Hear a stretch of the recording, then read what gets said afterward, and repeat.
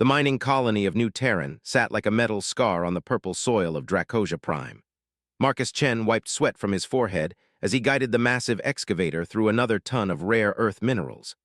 The machine's hydraulic arms moved with practiced precision, scooping up chunks of crystalline ore that would eventually power faster-than-light drives across human space. "Another good haul, Chen," called out his supervisor, Rodriguez, from the communication booth. "Corporate's gonna love these numbers." Marcus nodded but didn't smile. The numbers were good, sure, but something felt wrong about this place. It had felt wrong since the day they'd arrived 6 months ago. The local wildlife avoided their mining site completely. Birds that should have been everywhere were nowhere to be seen. Even the insects seemed to give their operation a wide berth.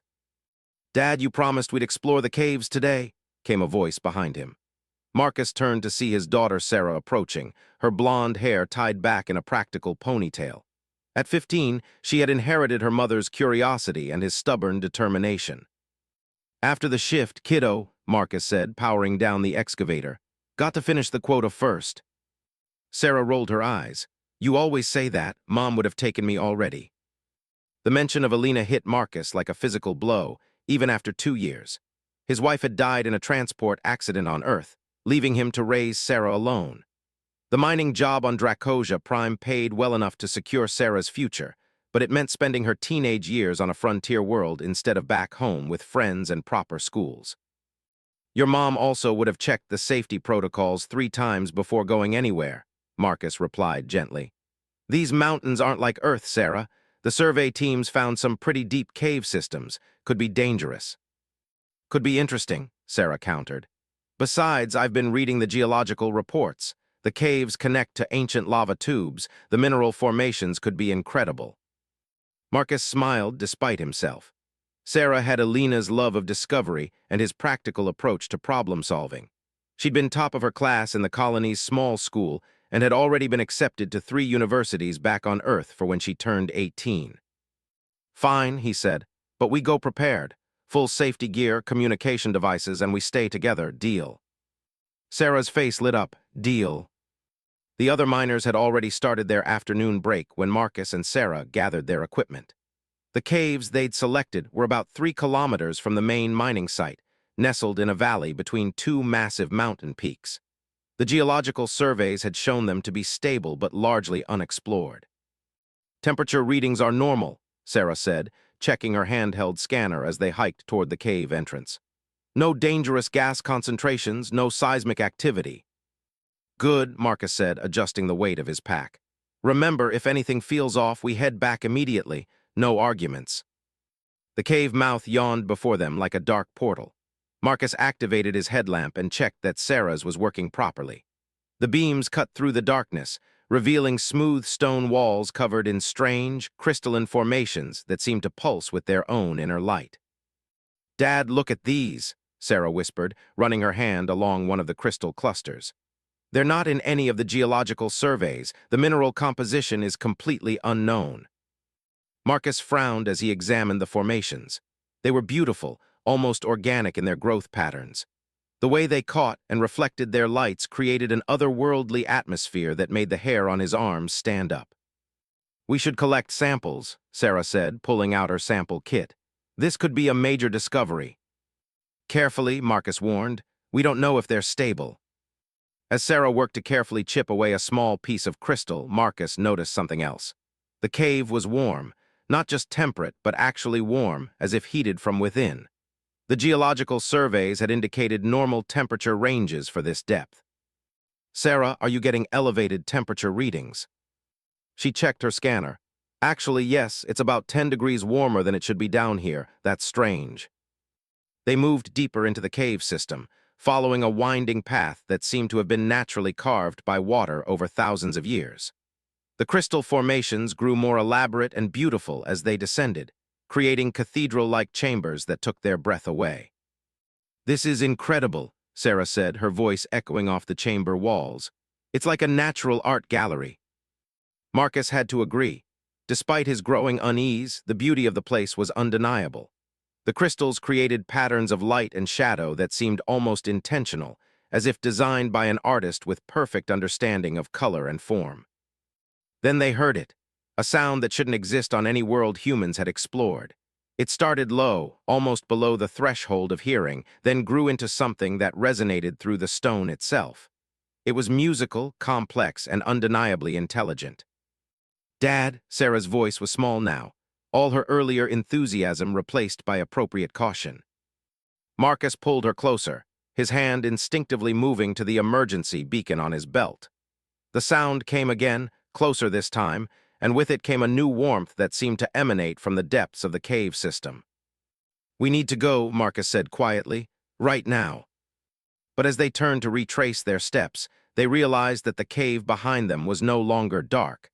A golden glow was building from the depths, growing stronger with each passing second. Whatever was making that sound was coming toward them, and it was big. Marcus grabbed Sarah's hand and started running toward what he hoped was the exit. The cave system that had seemed so straightforward on their way in now felt like a maze of twisting passages and dead ends. The golden light behind them grew brighter, and the musical sound grew louder. "This way," Sarah gasped, pointing to a passage that looked familiar.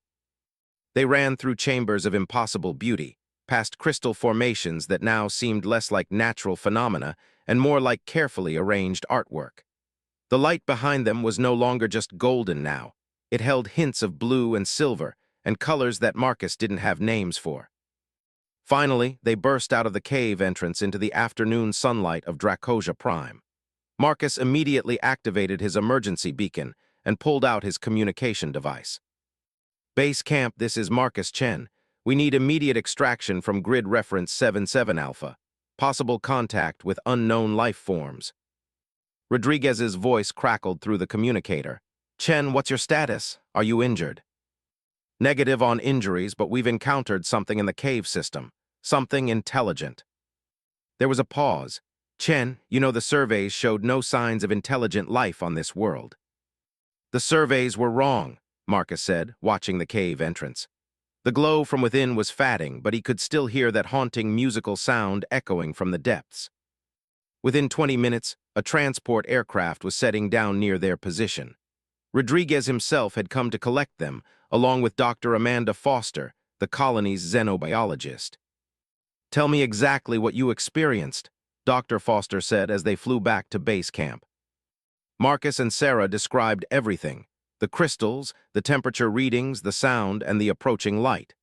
Dr. Foster listened intently, occasionally asking for clarification on technical details.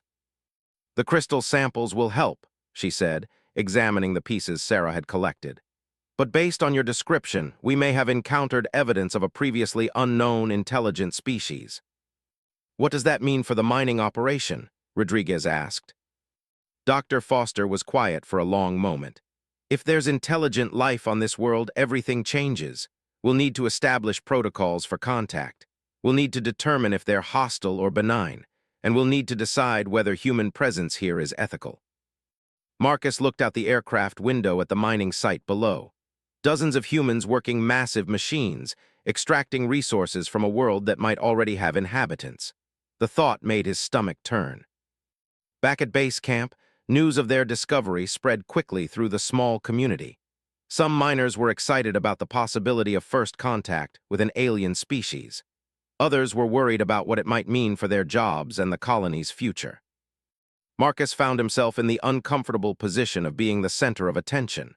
Everyone wanted to hear his story, to get details about what they'd experienced in the caves. He answered their questions as best he could, but his mind kept returning to that haunting sound and the intelligence behind it. "Dad," Sarah said that evening as they sat in their small, prefabricated quarters, "do you think they know we're here? The beings in the caves?"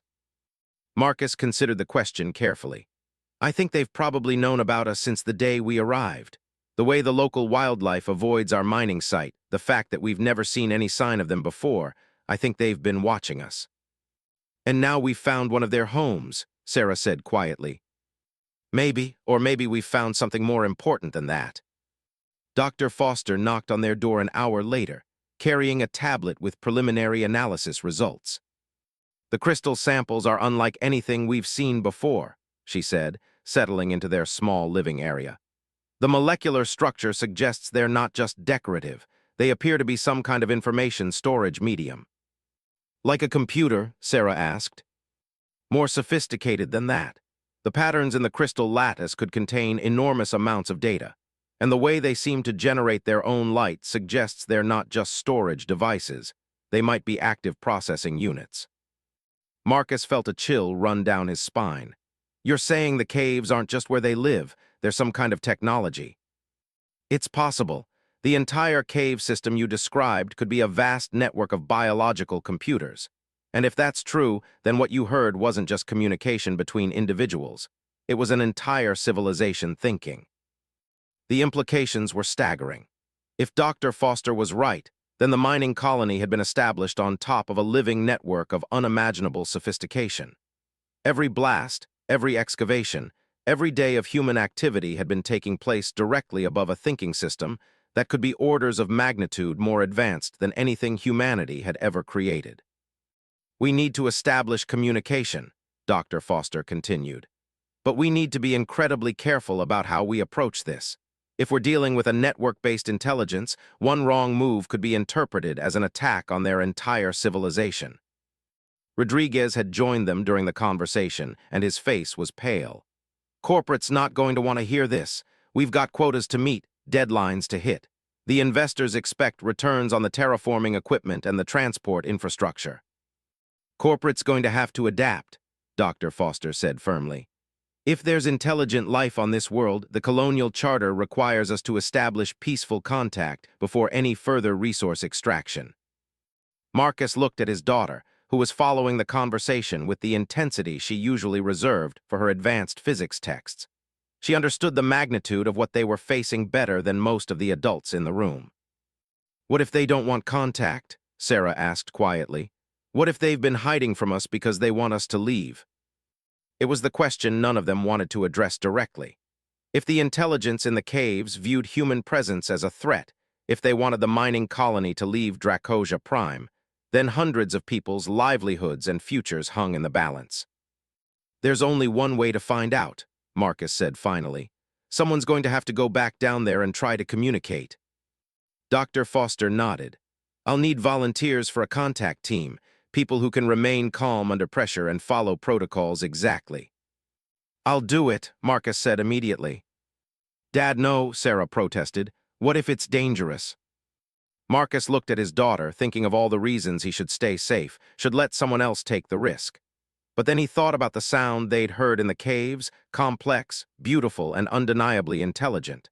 Someone needed to build a bridge between human and alien. Someone needed to try. What if it's the most important thing anyone's ever done? He said softly. The next morning, Dr. Foster began assembling her contact team. Along with Marcus, she selected 2 other miners known for their level heads and problem-solving abilities, as well as the colony's communications specialist and a linguist who had been part of the original survey team. But as they prepared for their mission, something unexpected happened. The ground beneath the mining site began to vibrate with a low, rhythmic pulse that seemed to come from deep underground. It wasn't seismic activity. It was too regular, too purposeful for that. The vibrations continued for exactly 1 hour, then stopped as suddenly as they had begun. In the silence that followed, every person in the colony understood that their presence on Dracosia Prime had been acknowledged. The intelligence beneath their feet was no longer hiding. Marcus stood at the edge of the mining site, looking toward the mountains where the caves waited in shadow. Tomorrow, he would descend into the unknown and attempt something that no human had ever done before, establish communication with a truly alien intelligence. But tonight, as the alien pulse echoed in his memory and his daughter slept peacefully in their quarters, Marcus Chen prepared to become either humanity's greatest ambassador or its most tragic failure. The dragons of Dracosia Prime had revealed themselves, and everything that happened next would determine whether 2 civilizations could coexist or whether one would have to yield to the other. The stakes couldn't be higher, and time was running out. Corporate headquarters would expect regular reports, mining quotas would need to be explained, and somewhere deep beneath the purple soil of this alien world, an ancient intelligence was deciding whether humanity deserved a place among the stars or needed to be reminded of its proper place in the cosmic order. Marcus checked his equipment one final time, and tried not to think about all the ways tomorrow could go wrong. Dr. Amanda Foster checked her equipment for the third time as the contact team prepared to descend into the cave system. The modified translation software hummed quietly in her pack, its quantum processors attempting to find patterns in the recorded sounds from Marcus and Sarah's encounter. "Remember, this is a peaceful mission," she addressed the five-person team. "We make no sudden movements, we don't touch anything without permission, and we follow my lead on all communication attempts." Marcus adjusted the straps of his geological scanner, feeling the weight of responsibility settling on his shoulders. Beside him, communications specialist Janet Kim ran final checks on the broad-spectrum recording equipment that would capture any sounds the entities might make. "Sir," Janet said, looking up from her tablet, "I'm picking up some interesting readings from the cave mouth. The electromagnetic signature has changed since yesterday." Dr. Foster frowned. "Changed how?" "It's more organized now. Like the random electrical activity we detected before has formed into distinct patterns, almost like." "Like what?" "Like a transmission array powering up." The team exchanged glances. If the alien intelligence was actively preparing to communicate, it suggested they understood human intentions. But it also meant they were walking into a situation where the aliens held all the advantages.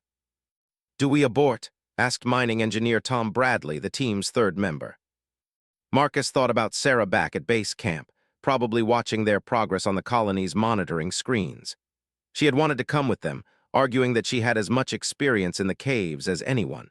But Dr. Foster had firmly refused to allow a 15-year-old on what could be humanity's most dangerous first contact mission. "We proceed," Dr. Foster decided, "but we stay alert for any sign that we should withdraw immediately." The cave entrance looked different in the morning light. The crystal formations that had seemed randomly beautiful before now appeared to pulse with purposeful rhythms. As the team descended, their instruments recorded temperature increases and electromagnetic readings that suggested massive energy flows deep within the mountain. "The patterns are getting more complex," Janet reported, her voice echoing softly off the stone walls. "It's like the entire cave system is waking up." They moved deeper than Marcus and Sarah had ventured the day before, following the main passage as it wound through increasingly elaborate crystal chambers. The formations here were clearly artificial, or at least shaped by intelligence over vast periods of time. "Stop," Dr. Foster whispered suddenly. The team froze as a new sound filled the air around them. It was the same musical communication Marcus had heard before, but now it seemed to come from the walls themselves. The crystals were resonating in harmony, creating complex melodies that suggested meaning beyond mere beauty. "Janet, are you recording this?" "Every frequency, every harmonic. The translation software is already identifying recurring patterns that could be linguistic structures." The music continued for several minutes, then gradually faded into silence. In the quiet that followed, they could hear something else, a rhythmic breathing sound that suggested the presence of something very large somewhere ahead of them. Dr. Foster activated her personal communicator. "Base Camp, this is Contact Team 1. We've established audio contact with the indigenous intelligence, proceeding with Protocol 7. Rodriguez's voice crackled back. "Understood, Contact Team. Corporate's been calling every hour for updates. Try not to start an interstellar war." Dr. Foster grimaced at the attempted humor. The pressure from Earth-based investors and colonial administration was enormous. The mining operation on Dracosia Prime represented billions of credits in infrastructure and expected returns. If the contact mission failed, or if the indigenous intelligence proved hostile to human presence, the economic repercussions would be felt across dozens of worlds. But as they rounded a bend in the passage and emerged into a vast underground chamber, economic concerns became irrelevant. What they saw defied every assumption humans had made about alien life. The chamber was enormous, easily large enough to house the entire mining colony. But it wasn't empty. Coiled throughout the space, their scales catching and reflecting the light from thousands of crystal formations, were creatures that looked like something from Earth's ancient mythology. Dragons. They were magnificent and terrible, each one easily 30 meters long, with wingspans that could shadow a city block.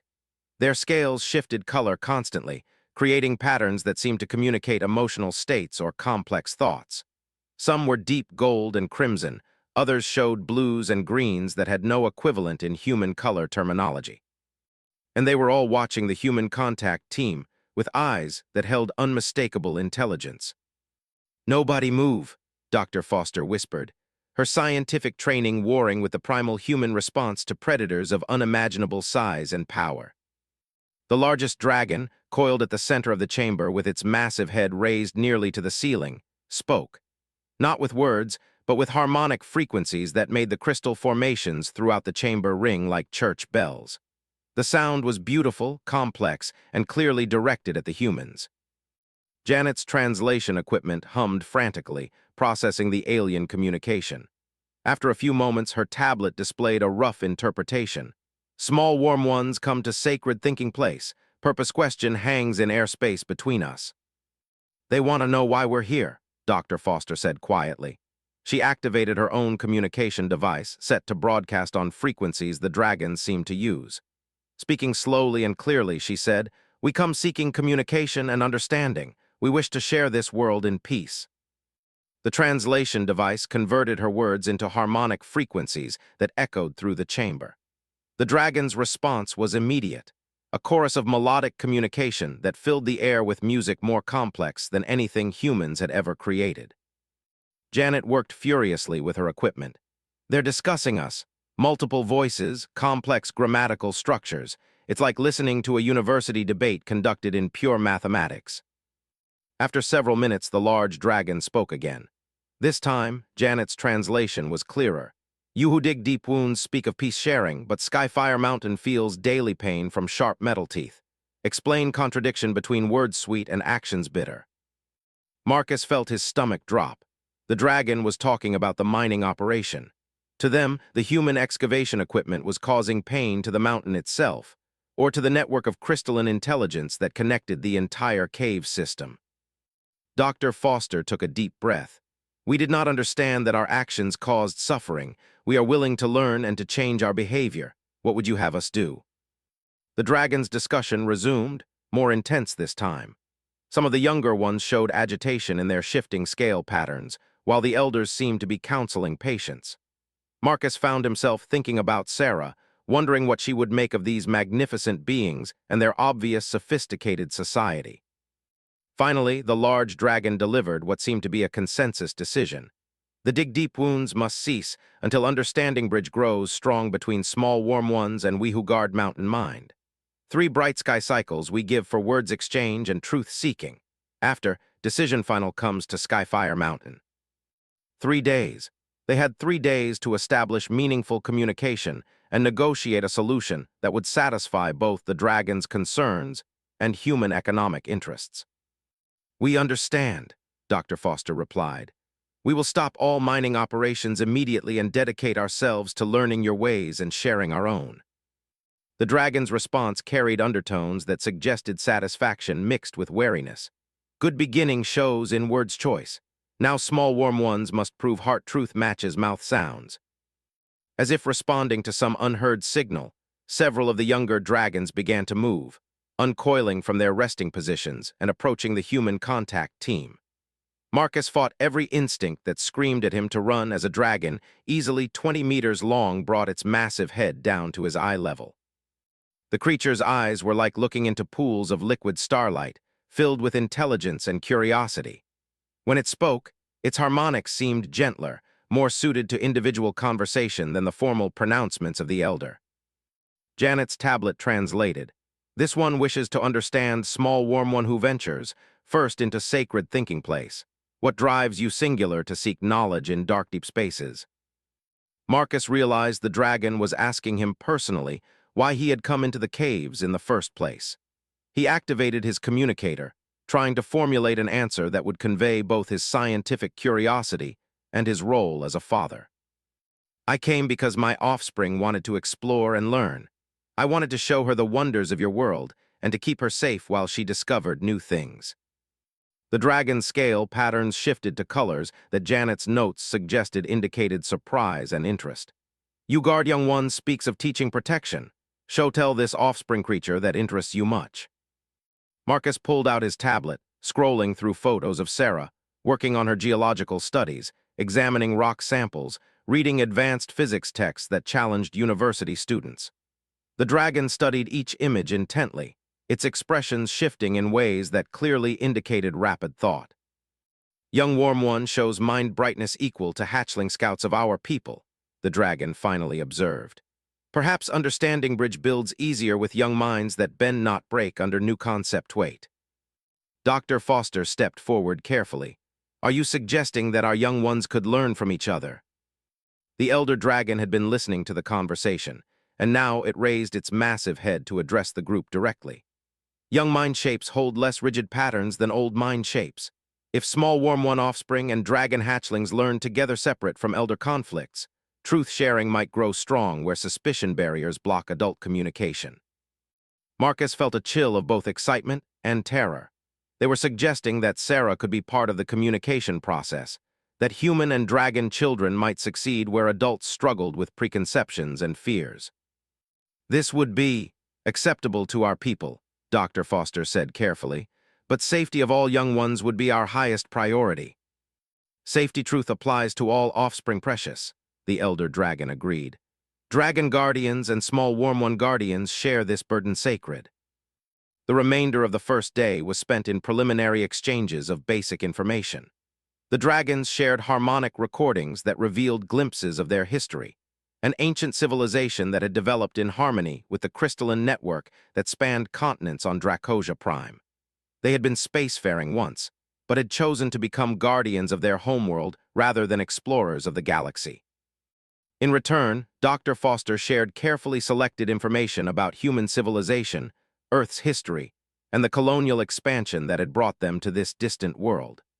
The dragons listened with obvious intelligence to accounts of human technology, social structures, and the economic pressures that drove interstellar mining operations.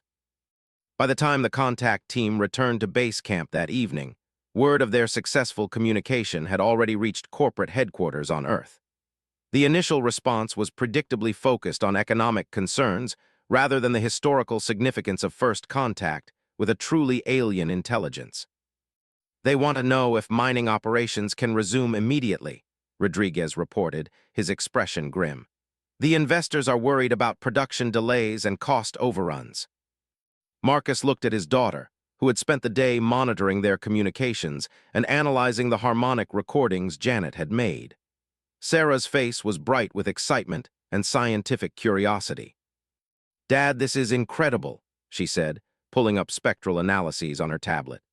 "Their communication system uses mathematical harmonics that could revolutionize our understanding of language itself. And the crystalline network they mentioned, if it really spans continents, we're talking about a planetary-scale computing system that makes our best quantum computers look like pocket calculators." Dr. Foster nodded. "Which is why we need to be very careful about how we proceed. If the dragons view the mining operation as an attack on their planetary network, we could be facing a conflict with beings who have technology and capabilities we can't even begin to understand. Or, Sarah said quietly, we could be looking at the greatest opportunity for scientific advancement in human history, if they're willing to share their knowledge." Marcus saw the hunger for discovery in his daughter's eyes, the same expression Alina had worn when she'd studied stellar formation patterns or analyzed atmospheric compositions of distant worlds. It was the look of a mind encountering something magnificent and wanting to understand it completely. "The dragons mentioned having their young ones work with human children," he said carefully. "They think minds that aren't already set in rigid patterns might communicate better." Sarah's eyes widened. "They want me to be part of the contact team." "It would be dangerous," Dr. Foster warned. "We're still learning about their intentions and capabilities. One misunderstanding could be catastrophic." "But one successful communication could change everything," Sarah countered, "for both our species." That night, Marcus lay awake in their small quarters, staring at the ceiling and thinking about impossible choices. Tomorrow, he would have to decide whether to allow his daughter to participate in humanity's most important first contact mission, or whether to protect her from unknown dangers that could threaten her life. Outside their window, the mountains of Dracosia Prime rose against a star-filled sky, and somewhere deep beneath them, Ancient dragons were making their own difficult decisions about whether humanity deserved to share their world or needed to be reminded of their place in a universe far stranger and more wonderful than any human had dared to imagine. The next 2 days would determine the fate of both civilizations, and Marcus Chen, a simple mining engineer from Earth, found himself at the center of negotiations that would either create an unprecedented alliance between species or spark a conflict that could destroy everything he loved. In the distance, the crystalline caves pulsed with gentle light, as if the mountain itself was thinking about the future. The morning of the second day brought an unexpected transmission from the Dragon network. Instead of the complex harmonics they had experienced in the caves, this communication came through the colony's standard radio equipment, converted into frequencies humans could easily understand. "Small warm one leader who speaks for others," came the translated voice through their speakers. "We who guard Mountain Mind request presence of offspring bright mind for learning exchange. Safety circles will surround all young ones. Harm possibility approaches zero, never." Sarah looked up from her breakfast, her expression a mixture of excitement and nervousness. "They're asking for me specifically." Dr. Foster frowned as she reviewed the transmission logs on her tablet. "The fact that they've adapted their communication to use our equipment suggests technological capabilities far beyond what we initially assumed. They've essentially reverse-engineered our radio systems overnight." Marcus felt the familiar weight of parental responsibility settling on his chest. Every instinct told him to keep Sarah safe at the base camp, away from beings whose power and intentions they barely understood.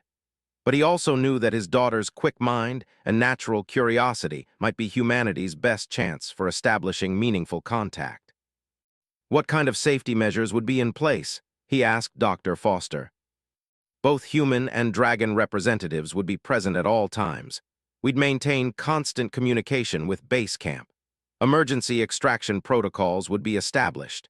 And according to their message, they have their own safety systems that they're confident will protect everyone involved." Rodriguez knocked on their door as they were discussing the proposal. His expression was grave. "Corporate's getting impatient," he said without preamble. "They want a definitive answer about mining operations within the next 24 hours. If we can't guarantee normal production schedules, they're prepared to declare this a failed colony and write off the entire investment." "What does that mean?" Sarah asked. "It means they'd evacuate all personnel and abandon the mining operation," Dr. Foster replied. "All the equipment, all the infrastructure, all the people's jobs and homes, gone." Marcus felt anger rising in his chest. They'd just walk away from first contact with an intelligent alien species, from the greatest discovery in human history. "They'd walk away from anything that threatens profit margins," Rodriguez said bitterly. "That's what corporations do. They don't care about scientific discovery or diplomatic breakthroughs unless they can monetize them immediately." Sarah stood up abruptly, her chair scraping against the floor. "That's insane. We have a chance to learn from a civilization that's probably thousands of years ahead of us technologically, and they're worried about quarterly earnings." "Welcome to colonial economics," Rodriguez said. "The investors want returns, not adventures." Dr. Foster pulled up a star chart on her tablet, showing the shipping routes that connected Dracosia Prime to the broader human colonial network. "If we can't demonstrate value to the corporate sponsors, they'll cut funding for the transport ships. Without regular supply runs, this colony becomes completely isolated." "How long could we survive independently?" Marcus asked. "With rationing and careful resource management? Maybe 2 years. But that assumes everything goes perfectly. No equipment failures, no medical emergencies, no natural disasters." Marcus looked at his daughter, seeing Alina's determination in her eyes. Sarah had never backed down from a challenge when she believed something was important. She had fought through advanced mathematics courses designed for students twice her age, mastered geological analysis techniques that challenged experienced professionals, and maintained her optimism even after losing her mother to a senseless accident. "I want to try," Sarah said quietly. "I want to talk to their young ones and see if we can find a way for both species to benefit from this world." "Sarah," Marcus began. "Dad, you raised me to stand up for what's right, even when it's difficult. Mom died because she was trying to make life better for other people. This could be the chance to do something that really matters, not just for us, but for every human who might encounter another intelligent species in the future. Marcus thought about Alina, who had died in a transport crash while delivering medical supplies to a plague-stricken colony.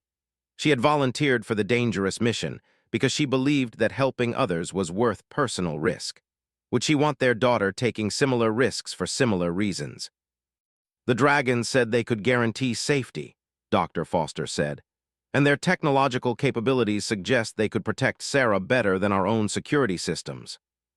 All right, Marcus said finally, but I'm going with her. If my daughter's going to be humanity's ambassador to an alien species, she's not going alone. The modified contact team assembled an hour later. Along with Marcus and Sarah, Dr. Foster included Janet Kim for communication support and Tom Bradley for technical assistance.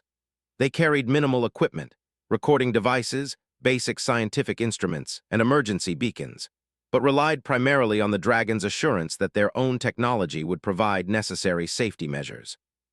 The cave entrance had changed again. The crystal formations now pulsed in synchronized patterns that reminded Sarah of neuronal activity in a brain scan. As they descended into the mountain, their instruments recorded electromagnetic fields so complex that the readings looked more like abstract art than scientific data.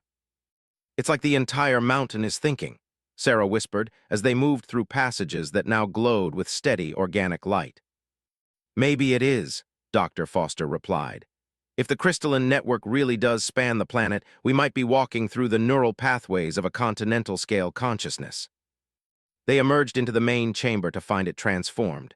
The dragons had arranged themselves in a great circle, with several smaller beings, obviously juveniles, positioned at the center. The young dragons were beautiful beyond description, their scales showing the bright, pure colors of youth before settling into the more complex patterns of adulthood.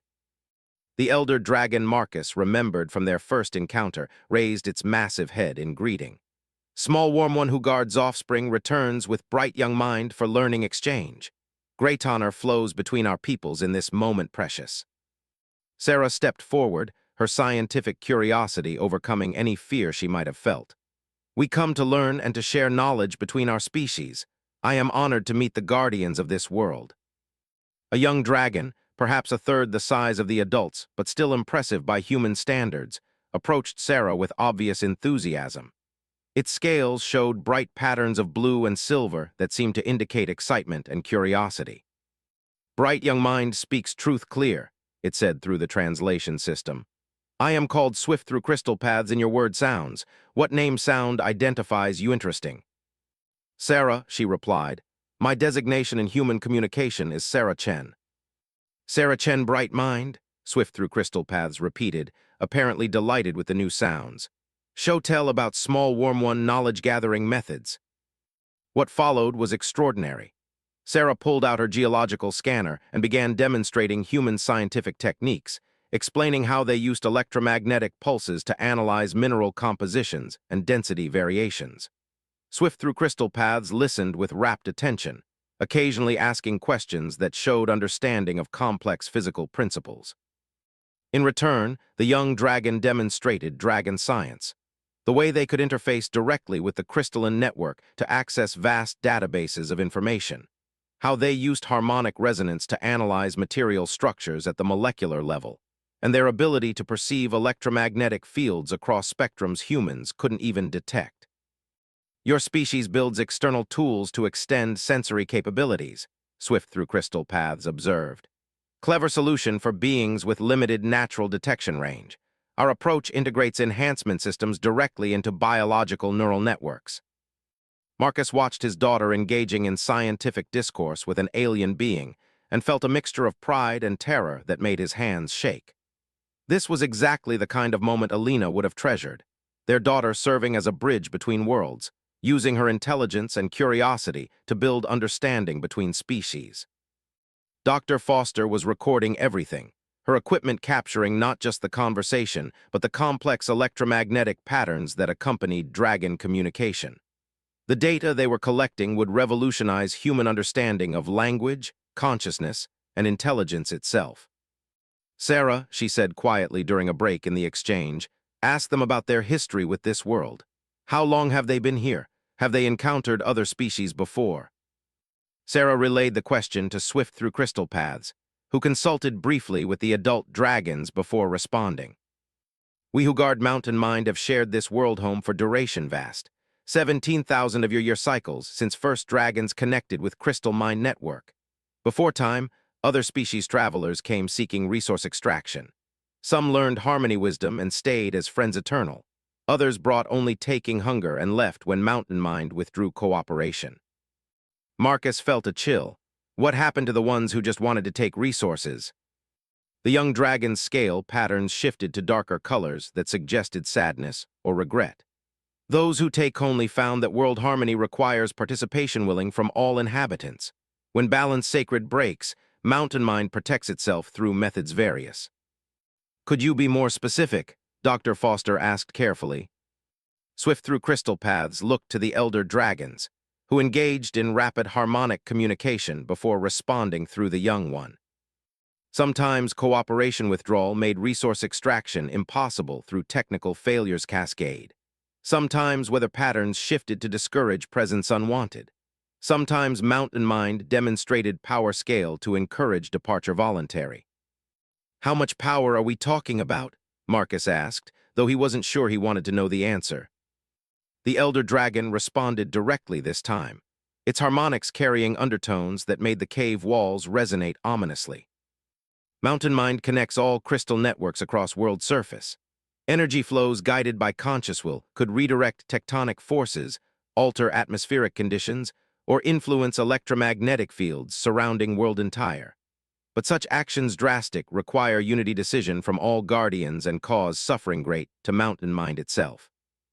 Dr. Foster's face had gone pale. The dragons were describing planetary-scale geoengineering capabilities that exceeded humanity's wildest technological dreams. If they chose to resist human presence, they could literally reshape the world to make it uninhabitable for human life. But Swift through crystal paths seemed to sense their growing apprehension. Power great carries responsibility heavy. Guardians-wise prefer harmony building to conflict destructive.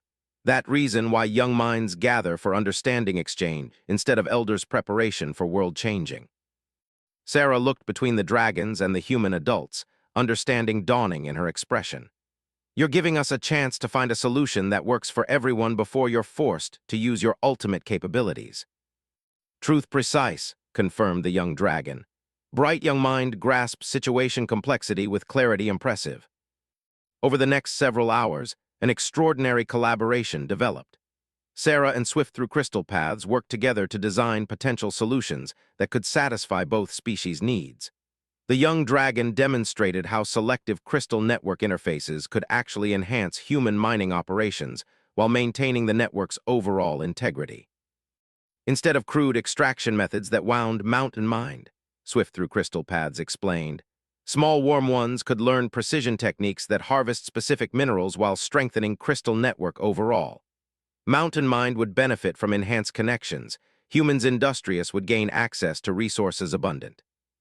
Sarah was already running calculations on her tablet. The energy efficiency improvements alone would make this more profitable than current methods. And if we could learn to interface with biological crystal networks, the technological applications would be revolutionary. Marcus found himself caught between amazement at his daughter's quick thinking and concern about the corporate response to radical changes in established mining procedures. The investors back on Earth aren't going to be happy about scrapping all their current equipment and retraining personnel for completely new techniques, he pointed out. Dr. Foster was studying the harmonic recordings of the dragon's explanations. But if the new techniques are more efficient and productive, and if they give us access to dragon technology, the long-term profits could be enormous. Corporate thinking focuses on quarterly returns, not decade investments, Marcus replied. They want immediate results with minimal risk. Swift through crystal paths had been following the conversation through the translation system. Perhaps demonstration proof would convince cautious minds better than word promises, the young dragon suggested. What kind of demonstration? The dragon consulted with its elders before responding. Small-scale test mining using harmony methods instead of wound methods. Compare results immediate with traditional extraction approaches. Let efficiency data speak louder than uncertainty fear. It was a brilliant suggestion. By providing concrete evidence of improved efficiency and output, they could present corporate headquarters with economic justification for changing their methods. The Dragon's cooperation wouldn't be just an ethical necessity, it would be a business opportunity. We'd need to set up a controlled test site, Dr. Foster said. Identical ore deposits, one mined with traditional methods and one with Dragon assistance. Document everything, measure output rates, analyze cost-benefit ratios. Sarah was practically bouncing with excitement. And we'd need to train human technicians to work with crystal network interfaces. It would be like learning to think in harmony with a planetary consciousness. Marcus looked at his daughter's enthusiasm and felt a familiar mixture of pride and worry. Alina had approached every new discovery with the same passionate curiosity, the same willingness to embrace radical change if it meant advancing human knowledge and capability. But Alina had also died pursuing that curiosity, and now Sarah was proposing to dive even deeper into unknown territories where the risks were potentially civilization scale. "We'll do the demonstration," he decided, "but we do it carefully with full safety protocols and constant monitoring, and if anything goes wrong, we abort immediately and reassess." Swift through Crystal Paths' scales shifted to patterns of bright joy. Cooperation beginning shows promise great for harmony future between mountain mind and small warm ones. Young bright minds working together unified create possibilities, wonderful that separate alone never achieves. As the human contact team prepared to return to base camp with their revolutionary proposal, the Elder Dragon spoke once more. Day 3 approaches soon. Now, decision time comes whether Harmony Path opens or Mountain Mind must protect itself through Method SAD. Much depends on how small Warm One leaders respond to wisdom shared by bright young minds. The weight of that statement followed them out of the caves and back toward the base camp, where they would have to convince skeptical adults to trust in a partnership between species that could either transform human civilization or destroy everything they had worked to build on this distant world. Tomorrow would bring the final day of negotiations, and with it, the moment when humanity would discover whether they were capable of evolving beyond their limitations, or whether they would force an ancient and powerful species to remind them of their proper place in the cosmic order. The emergency meeting in the base camp's main assembly hall drew every adult in the colony. Word of the proposed partnership with the Dragons had spread quickly, dividing the community into those who saw unprecedented opportunity and those who feared for their immediate survival. "You're talking about scrapping everything we've built here," protested mining supervisor Jackson, his voice carrying the frustration of a man whose entire career had been spent perfecting traditional extraction methods. "These people have invested their lives in learning specific skills. You can't just ask them to abandon everything and start over." Sarah stood at the front of the room beside Dr. Foster, her tablet displaying the efficiency calculations she and Swift through Crystal Paths had developed. Despite being the youngest person in the room by decades, she projected a confidence that came from having genuine solutions to offer. "Nobody's abandoning anything," she replied calmly. "We're improving everything. The techniques the Dragons showed us could increase ore extraction by 40% while reducing equipment wear and energy consumption by 60%. According to alien mathematics that we can't independently verify," Jackson shot back. Marcus stepped forward, his voice carrying the authority of someone who had worked with mining equipment for 20 years. "I've run Sarah's calculations through our standard analysis programs. The physics checks out. If anything, the Dragon methods are more conservative than what we're currently doing." Engineer Patricia Valdez raised her hand. "What about training time? How long would it take to retrain our entire workforce for these new methods?" Dr. Foster consulted her notes.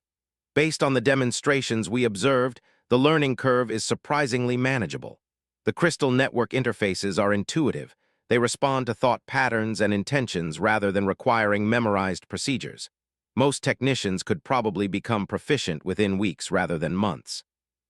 "That's still weeks of reduced production while people learn," pointed out Rodriguez. "Corporates already breathing down our necks about deadlines." "Which brings us to the real issue," said Communications Officer Janet Kim, pulling up her latest transmissions from Earth. "I received orders from headquarters 2 hours ago. If mining operations aren't back to full production by tomorrow evening, they're initiating emergency evacuation protocols. A murmur of shock and anger rippled through the assembly. These people had uprooted their lives to come to Dracosia Prime, bringing families and building homes with the expectation of multi-year commitments. The prospect of sudden evacuation meant losing everything they had worked to establish. "They can't just abandon the colony," protested hydroponics specialist Maria Santos. "My children are enrolled in school here. We've put down roots." "Corporate doesn't care about roots," Rodriguez replied grimly. "They care about return on investment. If they can't show profits within projected timeframes, they cut losses and move on to the next opportunity." Sarah looked around the room at the worried faces, people who had trusted their futures to a colonial enterprise that now threatened to discard them at the first sign of complication. "What if we could prove the new methods work before the deadline?" she asked. "What if we could show actual results instead of just promising them?" Dr. Foster checked her chronometer. "We have 18 hours until the corporate deadline. That's barely enough time to set up a test site, let alone conduct meaningful trials." "Unless the dragons help us accelerate the process," Marcus suggested. "They've already offered to demonstrate their techniques. Maybe they could help us run parallel tests that would generate immediate, comparable data." Janet Kim shook her head. "Even if we could prove the methods work, there's no guarantee corporate will accept radical changes to established procedures. They might decide it's easier to cut losses and try again somewhere else." "Then we give them a choice they can't refuse," Sarah said, her voice carrying a determination that reminded Marcus powerfully of Alina. "We prove that partnership with the dragons doesn't just improve our mining efficiency. It opens doors to technological advances that would make this colony the most valuable asset in human space." Engineer Tom Bradley looked up from his own calculations. "The girl's right. If the Dragon's crystal network technology could be adapted for human use, the applications would be revolutionary. Quantum computing, faster-than-light communication, possibly even consciousness transfer." "Which brings us back to the fundamental question," Dr. Foster said. "Are we willing to risk everything we've built here on the chance that cooperation with an alien species could transform human civilization?" The debate that followed was intense and personal. Families with children worried about stability and safety. Engineers and technicians debated the feasibility of rapidly adopting alien technologies. Economic realists argued with scientific optimists about the balance between immediate needs and long-term possibilities. Through it all, Sarah stood quietly at the front of the room, occasionally answering technical questions, but mostly observing the human dynamics that would determine whether first contact became first cooperation or first disaster. Finally, mining foreman David Chen, no relation to Marcus despite the shared surname, stood up. He was a veteran of 3 previous colonial operations and commanded respect from the entire workforce. "I've been mining asteroids and moons and distant worlds for 25 years, he said, his voice cutting through the debate. "I've seen what happens when corporations decide a colony isn't profitable enough. They don't just abandon the infrastructure, they abandon the people. Families get stranded, careers get destroyed, and communities get scattered across the galaxy." He paused, looking directly at Sarah. "But I've also seen what happens when someone finds a better way to do things.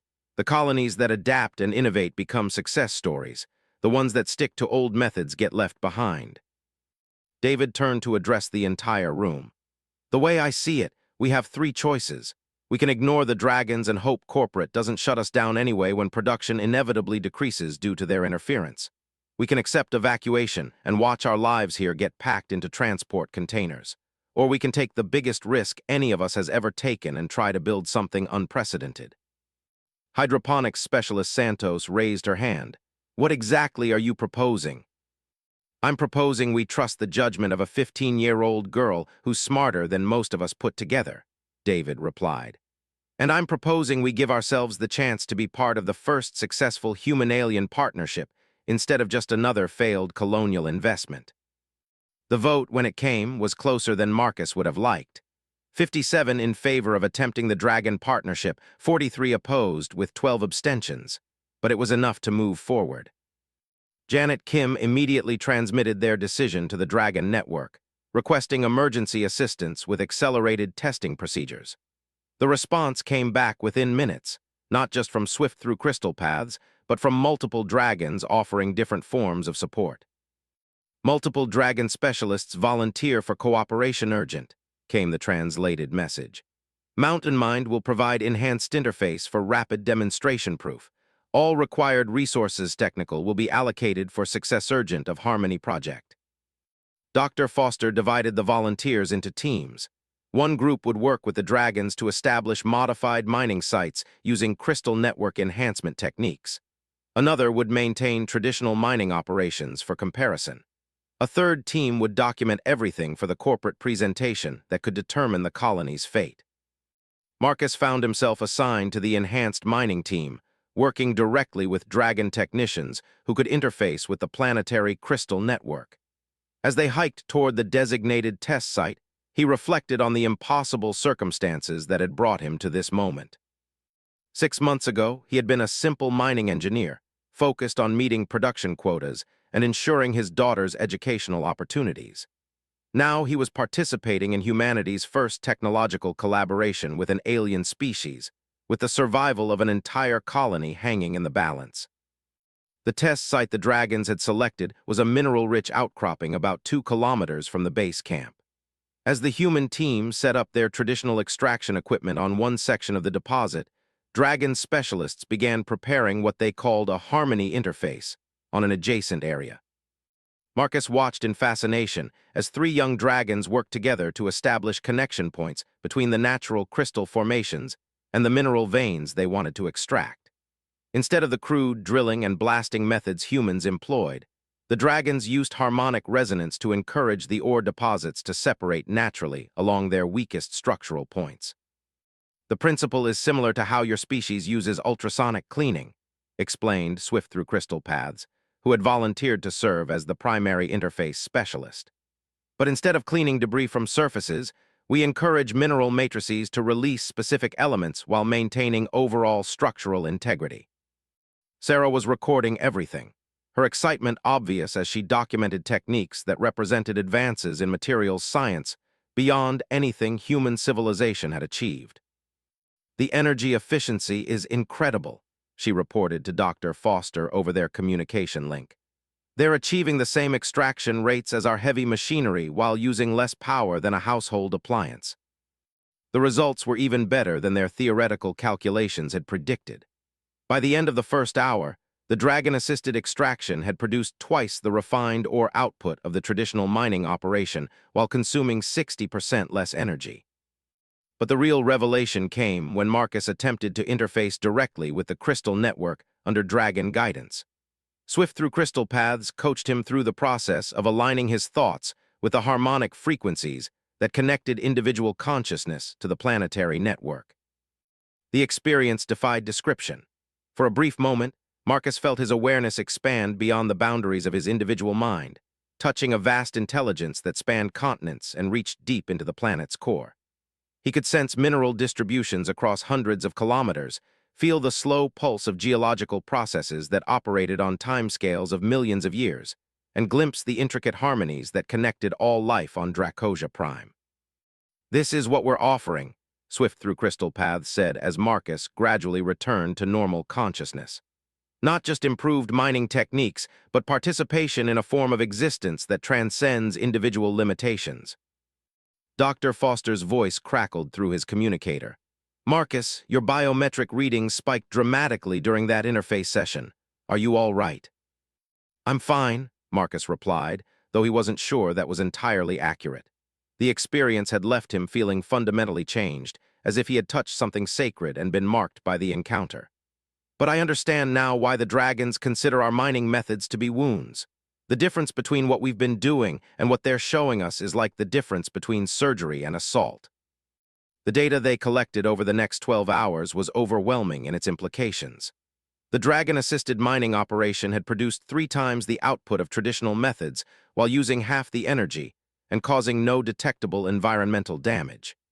More importantly, the quality of the extracted minerals was significantly higher, with purity levels that would command premium prices in galactic markets. But the most significant discovery came when Sarah attempted her own interface with the crystal network.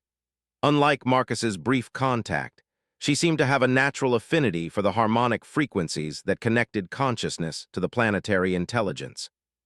"I can see the entire geological structure of the mining region," she reported, her voice filled with awe.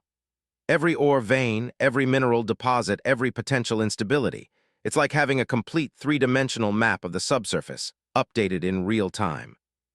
Swift through crystal paths' scale patterns showed what Marcus had learned to recognize as surprise and delight. "Bright young mind demonstrates exceptional compatibility with network consciousness. Such natural interface ability suggests potential for advanced cooperation levels between species partners." Dr. Foster was running calculations as fast as her equipment would allow. "If Sarah's interface capabilities could be taught to other humans, we could revolutionize not just mining operations but planetary survey techniques, geological research, even seismic prediction systems." The corporate presentation that would determine their fate was scheduled for the following morning.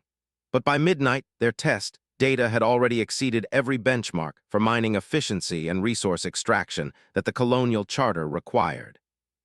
More importantly, they now had concrete evidence that human-dragon cooperation could produce results that neither species could achieve independently. The question was whether corporate decision-makers would have the vision to recognize the unprecedented opportunity they were being offered. As Marcus helped shut down the test equipment and prepare their final reports, he found himself looking up at the stars that filled Dracosia Prime's night sky. Somewhere among those distant points of light, corporate executives were making calculations that would determine whether humanity's first interstellar partnership would survive its first crucial test. But down here on the surface of an alien world, a father watched his daughter collaborate effortlessly with beings from another evolutionary tree entirely. And he knew that regardless of what corporate headquarters decided, the future had already been fundamentally altered by the courage of young minds willing to embrace the unknown. The dragons had offered humanity a choice between partnership and isolation, between growth and stagnation, between becoming part of something greater than themselves, or remaining trapped within the limitations of their own species' perspective.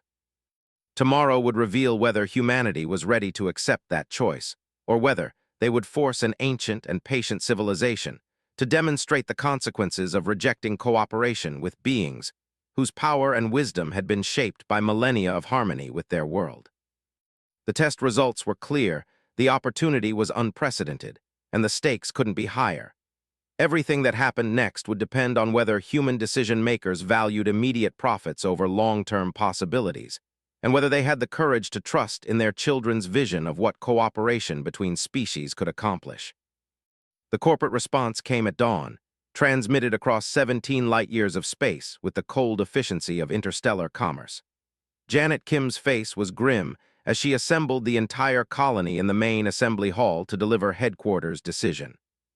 "They've reviewed our data package," she announced, her voice carrying the weight of distant bureaucracy.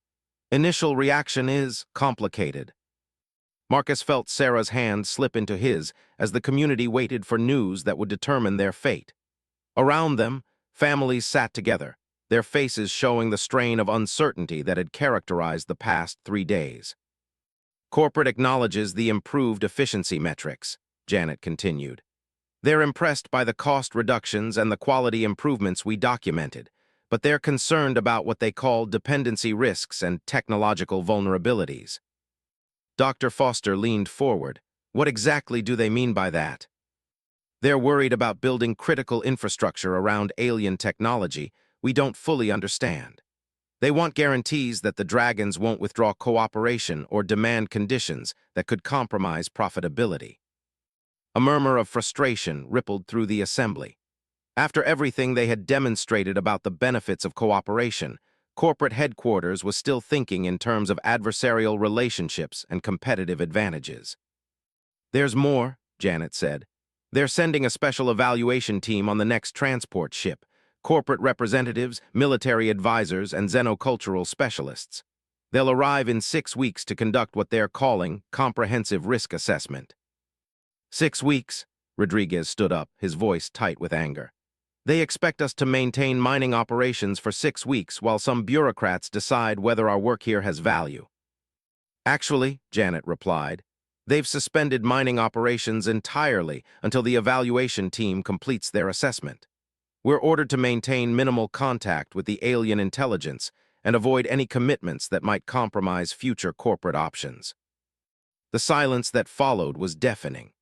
After proving that cooperation with the Dragons could revolutionize human mining technology, corporate headquarters had decided to treat First Contact as a potential threat rather than an unprecedented opportunity. Sarah stood up, her young voice cutting through the shocked quiet.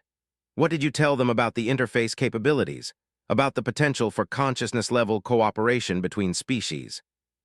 Janet's expression grew even grimmer. They classified that information as strategic intelligence and ordered me to restrict access to authorized personnel only. They specifically mentioned concerns about cognitive contamination and loyalty conflicts. Marcus felt a chill that had nothing to do with the morning air. Corporate headquarters wasn't just being cautious about alien technology. They were treating human-dragon cooperation as a security threat. They think working with the dragons might make us less human, he said, understanding the implications. They're afraid we'll develop loyalties that conflict with corporate interests. Dr. Foster pulled up the colonial charter on her tablet, scanning through sections that dealt with indigenous contact protocols. According to the legal framework that governs colonial operations, we're required to respect the rights of indigenous intelligent species. Corporate can't just ignore the dragons' presence or treat them as obstacles to resource extraction. They can if they argue that cooperation with the dragons represents a threat to human independence, Rodriguez replied bitterly. Corporate lawyers are very good at finding legal justifications for profitable decisions. Swift-through crystal paths emerged from the cave system that morning to find a much different atmosphere at the human base camp. The young dragon's scale patterns immediately shifted to colors that indicated confusion and concern as it approached the assembled humans. Harmony Project shows success clear in all measurements important, it communicated through the translation system. Why do small warm ones gather with sadness patterns instead of celebration joy? Sarah stepped forward to explain the corporate response, her voice heavy with disappointment. As she described headquarters' concerns about dependency and technological vulnerability, Swift-through crystal paths' patterns shifted to deeper colors that suggested growing distress. Distant decision-makers fear cooperation success instead of celebrating achievement mutual, the young dragon asked. Such thinking pattern suggests wisdom lack among elder small warm ones. Some of our elders are very wise, Sarah replied, but others are more concerned with control and profit than with learning and growth. Swift-through crystal paths consulted with the adult dragons through harmonic communication that filled the air with complex melodies. When the conversation concluded, the young dragon's expression was grave. Elder guardians expressed sadness deep at small warm one leadership response, it reported. Mountain Mind offered partnership sacred based on trust mutual and benefit shared. Reply message indicates suspicion, fear, and dominance desire instead of harmony seeking. Marcus felt the weight of species-level embarrassment settling on his shoulders. After everything the dragons had shared, their technology, their wisdom, their willingness to adapt planetary systems to accommodate human needs, corporate headquarters had responded with mistrust and legal maneuvering. The dragons feel betrayed, Dr. Foster observed quietly. Not betrayed exactly, Swift-through crystal paths corrected. Disappointed greatly. Bright young minds showed promise excellent for cooperation species, but elder authority patterns repeat historical cycles that lead to separation unfortunate. What does that mean? Sarah asked, though Marcus suspected they all knew the answer. Mountain Mind has experienced similar situations with previous visitors, the young dragon explained. Contact initial shows promise great.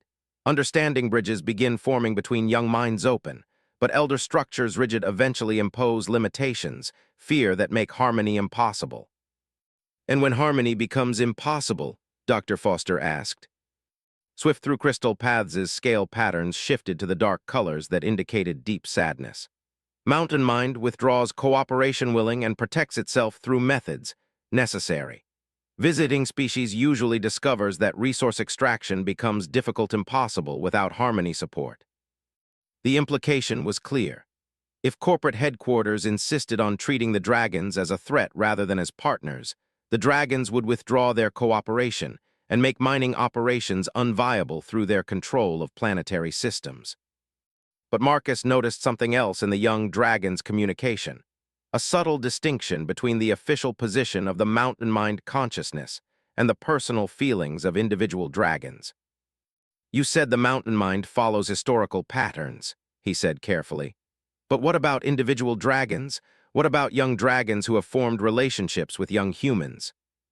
Swift Through Crystal Paths looked directly at Sarah, its massive eyes reflecting complex emotions that transcended species barriers.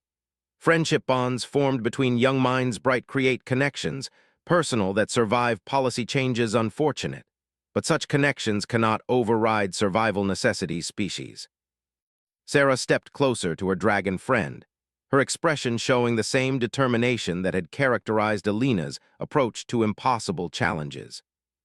"What if the young minds found a different solution?" she asked. "What if we could prove to both species that cooperation benefits everyone, even when the elders are afraid?" Swift Through Crystal Paths consulted again with the adult dragons. The harmonic conversation that followed was longer and more complex than any they had observed before, suggesting intensive debate among the dragon community. "Possibility interesting exists," the young dragon finally reported. "But requirements necessary would demand great courage from small Warm One youth and significant risks for dragon participants." "What kind of risks?" Marcus asked, his parental instincts activated by any suggestion of danger to his daughter. "If Young Minds United develop demonstration project that proves cooperation value beyond question reasonable, but elder authorities both reject evidence clear, then young participants face consequences, serious from their respective communities." Dr. Foster was running through the implications on her tablet. "The dragons are suggesting that Sarah could work with their young ones to create an independent demonstration of human-dragon cooperation. Something so successful that both corporate headquarters and the mountain mind would have to acknowledge its value. But if either side's leadership rejects the demonstration, the young participants would be viewed as traitors or rebels by their own people," Marcus concluded. Sarah looked between her father and her dragon friend, understanding the magnitude of what was being proposed. She would be risking her future within human society to pursue cooperation with an alien species that her own government viewed with suspicion. "How long do we have before the dragons make their final decision about human presence?" she asked. Swift Through Crystal Paths' response was immediate and sobering. "Corporate evaluation team arrival serves as natural deadline. Mountain Mind will assess human intentions true based on evaluation team actions and colony response observed. If cooperation genuine seems impossible confirmed, withdrawal procedures will commence immediately following." 6 weeks. They had 6 weeks to demonstrate the value of human-dragon cooperation so convincingly that it would overcome the fears and prejudices of decision-makers on both sides. "I want to try," Sarah said, her voice carrying the same quiet determination that had driven Alina to volunteer for dangerous medical missions. "If we can prove that cooperation between our species creates something better than either could achieve alone, maybe we can change how both sides think about the future." Marcus looked at his daughter, 15 years old and proposing to stake her future on the most important diplomatic mission in human history. Every parental instinct told him to protect her from such enormous risks, but every memory of Alina reminded him that some challenges were worth facing, even when the personal cost could be devastating. "What exactly would this demonstration project involve?" he asked. Swift Through Crystal Paths' scale patterns brightened with excitement. Young Minds United would create hybrid technology system that combines human innovation patterns with dragon consciousness interface capabilities. Result target: breakthrough achievement that benefits both species while requiring genuine cooperation for success continued. "Like what?" "Communication network that connects human colonies across space vast through dragon consciousness bridging. Or environmental restoration system that heals damaged worlds using mountain mind techniques adapted for human planets. Or exploration technology that allows human explorers to understand new worlds through consciousness sharing with planetary intelligences." The scope of what they were discussing was breathtaking. Not just improved mining techniques or minor technological advances, but fundamental breakthroughs that could transform human civilization's relationship with the galaxy. But it would require 6 weeks of secret cooperation between human and dragon young people, working to develop technologies that neither species could create independently, all while preparing for evaluation teams that might view their efforts as treasonous rather than revolutionary. "If we do this," Marcus said slowly, "and if the evaluation team decides our cooperation represents a security threat, what happens to the people involved?" Dr. Foster had been researching colonial law during the conversation. Technically, unauthorized contact with alien intelligences could be classified as violations of security protocols. Severe penalties could include imprisonment, exile, or loss of colonial citizenship. "And if the mountain mind decides that human presence is incompatible with planetary harmony?" Sarah asked. "Then everyone on this world becomes refugees," Rodriguez answered grimly, "assuming we're allowed to leave peacefully." Sarah looked around the assembly hall at the faces of people who had trusted their futures to colonial promises that were now threatened by corporate fears and alien capabilities that exceeded human understanding. "We have to try," she said simply, "because the alternative is admitting that humanity isn't ready to be part of something larger than itself, and I don't think that's true." Marcus thought about Alina, who had died believing that human beings were capable of rising above their limitations when faced with challenges that mattered. He thought about Sarah, whose brilliant mind and fearless heart were offering humanity a chance to evolve beyond its historical patterns of exploitation and conflict. And he thought about the dragons, whose ancient wisdom and planetary-scale capabilities could either become humanity's greatest allies or their most overwhelming opponents, depending on choices that would be made over the next 6 weeks. "All right," he said, standing up to address the entire colony. "Anyone who wants to be part of this demonstration project is welcome. Anyone who thinks it's too dangerous is welcome to request evacuation on the next transport. But we're going to prove that cooperation between species isn't just possible. It's the key to a future none of us can imagine alone." The response was not universal, but it was sufficient. Roughly 2/3 of the colony volunteered to participate in the secret cooperation project, while the remainder chose to wait for corporate evaluation results before committing to any course of action. Over the following days, an extraordinary collaboration began to take shape. Human engineers worked alongside dragon consciousness specialists to design hybrid technologies that combined the best capabilities of both species.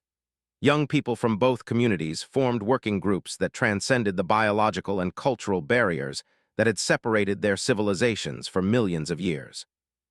Sarah found herself at the center of breakthroughs that would have been impossible without the unique perspective she brought to consciousness interface technologies. Her natural ability to connect with the Dragon Network, combined with her human understanding of technological systems, made her an ideal bridge between species-specific approaches to innovation.